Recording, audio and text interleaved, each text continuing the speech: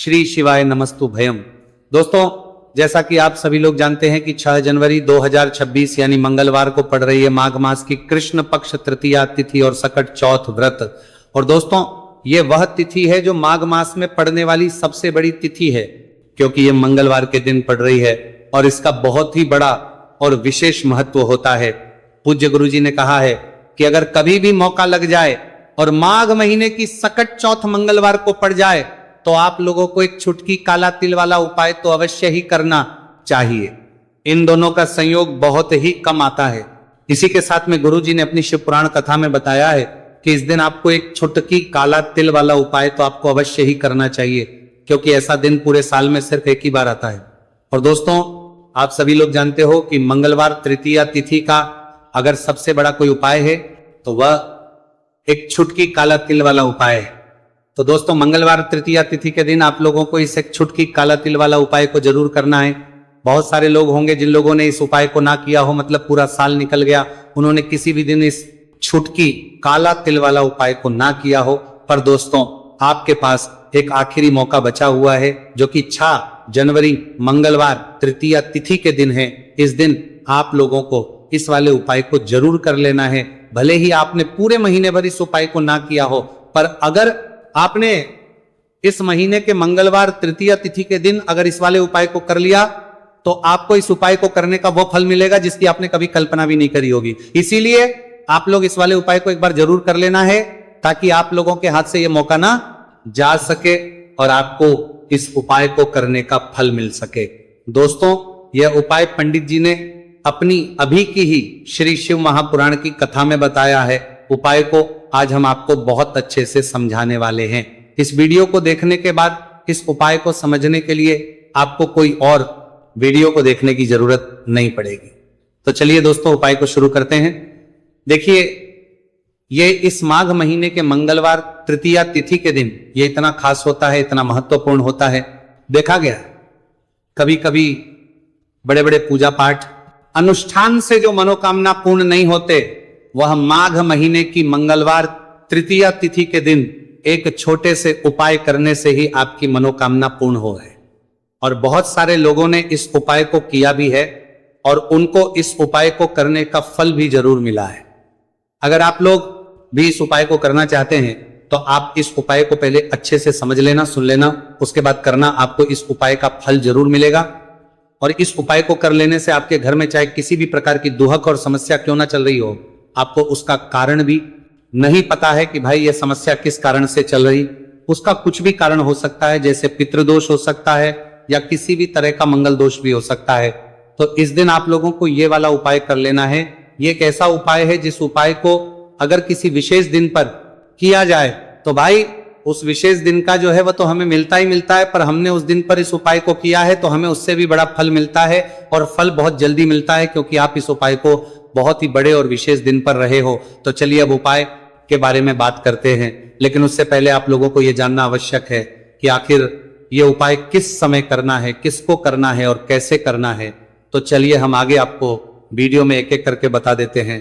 लेकिन उससे पहले अगर आप लोग हमारे चैनल पर पहली बार आए हैं या फिर मेरी आवाज आज पहली बार सुन रहे हैं तो हमारे चैनल को सब्सक्राइब जरूर कर लेना और इस वीडियो को लाइक करके कमेंट बॉक्स में श्री शिवाय नमस्तु भयम ओम नमः शिवाय जरूर टाइप कर देना।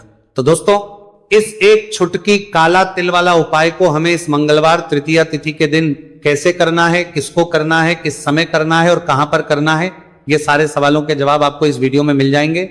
और जो ये वीडियो देखेगा भाई, उसको एक चुटकी काला तिल वाला उपाय जरूर करना चाहिए, क्योंकि इस दिन काला तिल का भी बहुत ही बड़ा और विशेष महत्व होता है।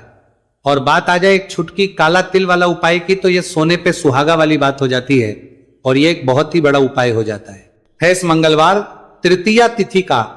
तो अब दोस्तों, इस एक चुटकी काला तिल वाला उपाय को आखिर करना किसको है, सबसे पहले हम लोग वो बात जान लेते हैं।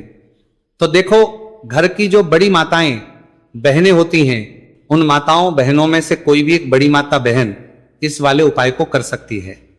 और दोस्तों, अगर आप तो अपने घर में से सभी सदस्यों को भी इस उपाय को करवा सकते हैं। अगर किसी व्यक्ति की खुद की कोई मनोकामना है, खुद की कोई दुख और परेशानी है जो कि वो अपने लिए ही करना चाहता है इस वाले उपाय को, तो वो खुद अपने लिए भी कर सकता है।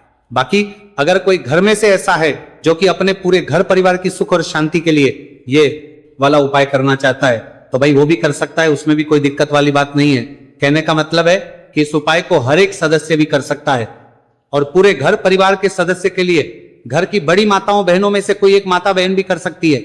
माताएं बहनें अगर घर में उपस्थित ना हो या वह ये वाला उपाय ना कर पा रही हो तो फिर घर का कोई बड़ा सदस्य भी इस एक छुटकी काला तिल वाला उपाय को कर सकता है, चाहे फिर वो पुरुष ही क्यों ना हो, उसमें कोई भी दिक्कत वाली बात नहीं है। उसके बाद में दोस्तों जो अगला प्रश्न निकल आता है वो ये आता है इस उपाय को लेकर कि आखिर इस उपाय को हमें किस समय करना है, सुबह के समय करना है कि शाम के समय करना है। तो देखो इस वाले उपाय को आप लोग सुबह के समय भी कर सकते हो और शाम के समय प्रदोष काल में भी करना है सकते हो। अब अगर आप पूछो कि भाई सबसे उत्तम समय कौन सा रहेगा इस एक छुटकी काला तिल वाला उपाय को करने का, तो हम आपसे बस यही कहेंगे कि इस उपाय को आप सुबह के समय करेंगे तो ज्यादा बेहतर होगा। बाकी अगर प्रदोष काल शाम के समय भी करेंगे तो भी अच्छा होगा, उसमें कोई भी दिक्कत वाली बात नहीं है। तो अब दोस्तों जो अगली सबसे बड़ी और महत्वपूर्ण बात आती है वो ये आती है कि सुबह अगर हम उपाय को करेंगे तो हमें कितने बजे से लेकर कितने बजे तक के बीच में करना है और शाम के समय प्रदोष काल में करेंगे तो हमें कितने बजे से लेकर कितने बजे के बीच में करना है। तो देखो सुबह जितनी जल्दी हो सके आप उपाय को करने की कोशिश करना कि अगर किसी कारणवश लेट भी हो जाओ, थोड़ी देर भी हो जाए तो 10 या 11 बजे तक भी आप उपाय कर लेना, पर 12 बजे से ज्यादा देरी ना हो, ठीक है, इस बात का ध्यान रखना। उसके बाद में दोस्तों अगर शाम के समय प्रदोष काल की बात करें, प्रदोष काल का जो समय है होता है वो शाम के 6 बजे से शुरू हो जाता है। मतलब शाम के 6 बजे से लेकर 7 बजे के बीच का जो समय होता है यह समय प्रदोष काल का समय होता है। तो आप उपाय को 7 या 8 बजे के बीच में भी कर सकते हो। मतलब शाम के 6 बजे से रात 8 बजे के बीच में आप कभी भी इस वाले उपाय को कर सकते हो, उसमें कोई भी दिक्कत वाली बात नहीं है। देखिए यदि आपके जीवन में संकट बहुत ही अधिक चल रहे हो, समस्याएं बहुत ही अधिक चली हो, एक एक रूप खर्च करने आपको बस ओढ़ रहा है, भूमि से जुड़ी हुई कोई भी समस्या हो या फिर आपके विवाह से जुड़ी हुई कोई भी समस्या हो या आपके व्यापार से जुड़ी हुई कोई भी समस्या हो, तो आपकी ये सारी समस्या इस मंगलवार तृतीया तिथि के दिन समाप्त होने वाली है। तो चलिए दोस्तों जानते हैं उस विशेष उपाय के बारे में। देखिए इस वीडियो में हम पूज्य गुरु जी द्वारा बताए गए 3 बहुत ही चमत्कारिक उपायों के बारे में जानेंगे। देखिए ये जो उपाय है आपके जीवन से दुर्भाग्य का तो अंत करेंगे ही, साथ ही साथ यदि आपके जीवन में धन की समस्या चल रही है तो वह सभी भी आपकी समाप्त हो जाएंगी। देखिए गुरुजी ने बताया है कि जब भी मंगलवार तृतीया तिथि का दिन पड़े तो हमें कर्ज मुक्ति के लिए कुछ उपाय करने चाहिए।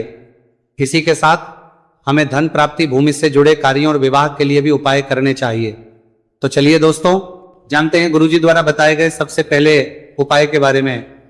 देखिए यह उपाय विशेषकर उन लोगों को करना है जिनकी भूमि से जुड़ी कोई भी समस्या चल रही हो, यानी कि उनकी भी जमीन से जुड़ी हुई समस्या चल रही है, यानी कि जो लोग मकान खरीदना चाहते हैं या फिर उनका खेत से जुड़ा कोई भी केस चल रहा है या फिर जिनके भी विवाह में विलंब हो रहा है या फिर जिन भी लोगों के जीवन में कर्ज बहुत ही अधिक बढ़ने लगा है, कर्ज जो है वह चुका नहीं पा रहे हैं, तो गुरुजी ने कहा है कि ऐसे लोगों को यह उपाय करना चाहिए। देखिए इस उपाय के लिए आपको थोड़े से काले तिल ले लेने हैं। देख आपको मात्र 1 चुटकी काले तिल ले लेने हैं। इसी के साथ में आपको थोड़ा सा शहद ले लेना है। फिर सबसे अंत में आपको 1 लोटा शुद्ध जल ले लेना है। तांबे के पात्र के अंदर आपको अपने घर से शुद्ध जल ले लेना है और इन सभी सामग्रियों को आपको लेकर के पहुंच जाना है। भगवान शिव के मंदिर में देखिए पूज्य गुरु जी ने बताया है कि इस उपाय को आप सुबह से लेकर के शाम तक किसी भी समय में कर सकते हैं। देखिए मंदिर पहुंचने के आप जो काले तिल लेकर के गए थे उनमें आपको थोड़ा सा शहद लगा लेना। देखिए आप जो शहद लेकर के आए हैं उस शहद में आपको ये काले तिल अच्छे से डुबो देना है और शहद से युक्त ये जो काले तिल हैं इन्हें आपको शिवलिंग पर अर्पित कर देने हैं या फिर आपको शिवलिंग के चारों तरफ अच्छे से काले तिल का लेपन कर देना है। पूज्य गुरु जी ने बताया है कि लेपन करते समय यदि आपके जीवन में कर्ज से जुड़ी समस्याएं चल रही हैं, लेपन करते समय आपको आर्यन मुक्तेश्वर महादेव का स्मरण करना है या फिर आपके जीवन में विवाह से संबंधित या फिर जमीन से संबंधित कोई भी समस्या चल रही है तो फिर आपको मंगलेश्वर महादेव का स्मरण करना है। इसके बाद जो आप जल लेकर के आए हैं उसे आपको धीरे धीरे शिवलिंग पर अर्पित कर देना है तथा आपको लगातार शिव महापुराण के मूल मंत्र श्री शिवाय नमस्तुभयम इस मंत्र का जाप करते रहना है। पूज्य गुरु जी ने बताया है कि सिर्फ एक मंगलवार तृतीया तिथि यह उपाय करके देखना और आप स्वयं देखेंगे कि 2 से 3 महीने के अंदर आपके जीवन से जुड़ी हुई जो भी समस्याएं हैं बस सभी समस्या बहुत ही जल्द महादेव की कृपा से दूर होने लगेगी। तो दोस्तों इस प्रकार से आपको यह पहला उपाय ना है। अब हम जानते हैं दूसरे विशेष उपाय के बारे में। देखिए इस उपाय के लिए आपको एक प्यारी सी बेलपत्र ले लेनी है। इसी के साथ में एक लोटा शुद्ध जल लेना है तांबे के पात्र के अंदर और इसी के साथ में आपको थोड़ा सा शहद ले लेना है। देखिए मंगलवार का दिन है और मंगलवार तृतीया तिथि के दिन यदि हम शहद का उपाय करते हैं तो इससे महादेव हमसे बहुत ही अधिक प्रसन्न होकर के हमारी मनोकामना को परिपूर्ण करते हैं। देखिए दोस्तों यदि आपको बेलपत्र नहीं मिल पाती है तो आप भगवान शिव के शिवलिंग पर जो बेलपत्र छड़ी हुई होती है उसे शुद्ध जल से धो करके उसका उपयोग कर सकते हैं। तो इन सभी सामग्रियों को आपको भगवान शिव के मंदिर में लेकर के पहुंच जाना है। गुरु जी ने कहा है कि इस उपाय को भी आप सुबह से लेकर के शाम तक किसी भी समय में कर सकते हैं। देखिए मंदिर पहुंचने के बाद आपके पास जो एक बेलपत्र है और बेलपत्र की जो सबसे बड़ी वाली पत्ती होती है और उसकी जो चिकनी साइड होती है उस पर आपको अच्छे से शहद का लेपन कर देना है। यानी कि बेलपत्र की बड़ी वाली पत्ती पर पूरी ही पत्ती पर अच्छे से शहद लगा देना है। अब देखिए ये जो बेलपत्र है इसे आपको अपने सीधे हाथ की हथेली पर रखना है और आपके जो भी कार्य अटक रहे हैं। देखिए बहुत से लोग ऐसे होते हैं जो अपने नौकरी को प्राप्त करने के लिए सालों से तैयारी करते हैं लेकिन उनको नौकरी नहीं प्राप्त हो पाती है। बहुत से ऐसे लोग होते हैं जो बहुत ही मेहनत करते हैं, धन भक्ति के लिए बहुत अधिक प्रयास करते हैं लेकिन फिर भी उनको धन प्राप्त नहीं हो पाता है। तो गुरुजी ने बताया है कि जब भी आपको अपने कार्यों में सफलता ना मिले तो फिर आपको मंगलवार के दिन इस उपाय को अवश्य करना चाहिए। देखिए अब आपको जिस भी कार्य में सफलता प्राप्ति करनी है उस कार्य को सफल बनाने के लिए आपको महादेव से प्रार्थना कर लेनी है और फिर ये जो एक बेलपत्र है इसे आपको भगवान शिव के शिवलिंग पर अर्पित कर देनी है। देखिए बेलपत्र की चिकनी साइड जिस पर आपने शहद लगाए हैं वह शिवलिंग से स्पर्श रहेगी और इसकी जो डंडी है वो आपको जलाधारी की ओर रखनी है। इस प्रकार से आपको ये बेलपत्र अर्पित कर देनी है। अब देखिए आप जो एक लोटा जल लेकर के आए हैं उसे आपको भगवान शिव के शिवलिंग पर धीरे धीरे अर्पित कर देना है। श्री शिवाय नमस्तुभयम इस मंत्र का जाप करते हुए देखिए जैसे ही ये जल शिवलिंग से होकर के जलाधारी की ओर बह करके आएगा तो इसे आपको थोड़ा सा अपने सीधे हाथ की हथेली में झेल लेना है। इस जल को आपको अपनी दोनों आंखों पर लगा लेना है और इस जल का थोड़ा सा छिड़काव आपको अपने शरीर पर कर लेना है। पूज्य गुरु जी ने बताया है कि जब भी हम मंगलवार के दिन शहद वाली बेलपत्र शिवलिंग पर अर्पित करते हैं तो इससे हमें महादेव हर कार्य में सफलता प्राप्त करवाते हैं। यदि हमें अपनी मेहनत करने के बावजूद भी पर्याप्त मात्रा में सफलता नहीं मिल पा रही है तो गुरुजी ने कहा है कि आपको मंगलवार तृतीया तिथि के दिन यह चमत्कारिक उपाय अवश्य ही कर लेना है। अब दोस्तों हम जान लेते हैं गुरुजी द्वारा बताए गए तीसरे विशेष उपाय के बारे में। देखिए इस उपाय के लिए भी आपको मात्र एक लोटा शुद्ध जल ले लेना है तांबे के पात्र के अंदर। फिर इसी के साथ में आपको एक प्यारी सी बेलपत्र ले लेनी है। बेलपत्र आपको ध्यान रखना है कि कैसे भी कटी हुई खंडित नहीं होनी चाहिए। अब देखिए मात्र 2 सामग्री लेकर के आपको भगवान शिव के मंदिर में पहुंच जाना है। पूज्य गुरु जी ने बताया है कि यह उपाय विशेषकर उन लोगों को करना है जिनकी कोई भी विशेष मनोकामनाएं जो कई दिनों से परिपूर्ण नहीं हो पा रही है, चाहे वह विवाह से संबंधित हो, नौकरी से संबंधित हो, व्यापार से संबंधित हो, चाहे किसी भी प्रकार की मनोकामना है जो परिपूर्ण नहीं हो पा रही है तो उसके लिए आपको यह उपाय करना है। देखिए इस उपाय को भी आप सुबह से की शाम तक किसी भी समय में कर सकते हैं। देखिए मंदिर पहुंचने के बाद सबसे पहले तो आप बेलपत्र लेकर के आए हैं, उसे आपको अपने सीधे हाथ की हथेली पर रखना है और आपको महादेव से प्रार्थना करनी है कि हे मेरे महादेव, मेरी ये जो मनोकामनाएं बहुत दिनों से अधूरी है, मैंने कई प्रकार के उपाय कर लिए हैं, कई प्रकार के व्रत कर लिए हैं लेकिन अभी तक मेरी मनोकामना परिपूर्ण नहीं हो पाई है। तो उस मनोकामना को परिपूर्ण करने के लिए प्रार्थना करनी है और ये एक बेलपत्र आपको शिवलिंग पर अर्पित कर देनी है। देखिए बेलपत्र की जो चिकनी साइड है वो शिवलिंग से स्पर्श रहेगी और इसकी जो है वो आपको जलाधारी की ओर रखनी है।